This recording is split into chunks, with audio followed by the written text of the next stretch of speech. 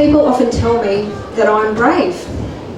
Other times people tell me I need to have more courage. From the time I was an adult who spoke up, people have been admiring me and what I did. Often though, I would hear, I could never do that. And that's okay, because it's not a path for everyone. I didn't think I could ever do it as well. But I believe that I have been called to do two things with my life.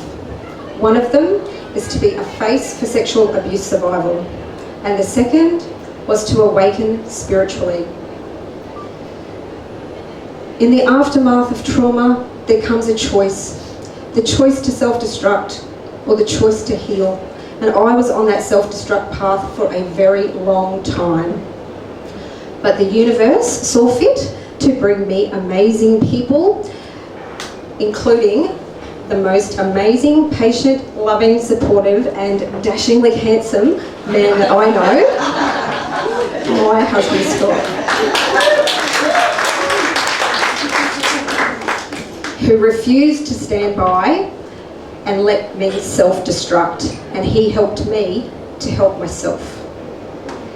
As we heal ourselves from our own trauma, we affect people and we help them to heal from their own wounds. As we all become stronger, we are changing the planet. Each time someone feels stronger, they are able to affect the planet with a positive change, and it's a planet that could use some positive changes. One thing that I know for sure is that when we all begin to heal and we raise our voices together, like the ladies of the Embers, we can make beautiful music and bring harmony to the world. The last time I stood up in front of a crowd was at my dad's funeral. And this event is supposed to be a little bit more of a celebration than that, but of course it still has a rather somber undertone to it. Dad's funeral was about grief, and this is about abuse, but somewhere in that mess of grief and fear and love, I found my determination. I forged a new path, and I found the courage to live it. What greater gift could I give my dad than to show the world what an amazing daughter he bore? And so began the story of this book. My dad's passing was the alchemy that set it forth like magic. And do you think it's easy for me to stand up here and call myself amazing? Maybe a little bit. But I'm not particularly.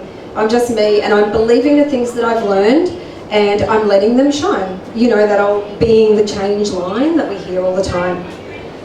And how did I get to this place in my life that I can now find myself up here and saying all of these things to you? It's just because I'm someone.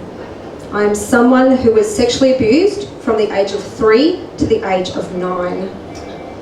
And although my mind may not hold all the memories, my body never lets me forget, with the PTSD, the heart palpitations, the panic attacks, the anxiety, the depression, and the fear. Always the fear.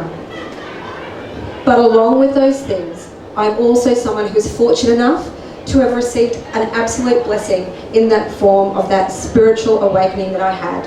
In my early 20s, I experienced a spontaneous out-of-body experience and connected to the universe.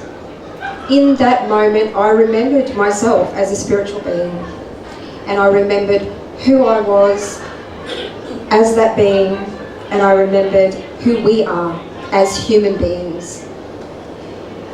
That experience transformed me, and slowly the little lost girl that I was grew to this far more peaceful version that stands before you today. And it was not an easy path, and it took a huge commitment to spirituality and turned me into one hell of a meditation advocate. But I learned to shift perspective, and I learned to discover the magic in the mire.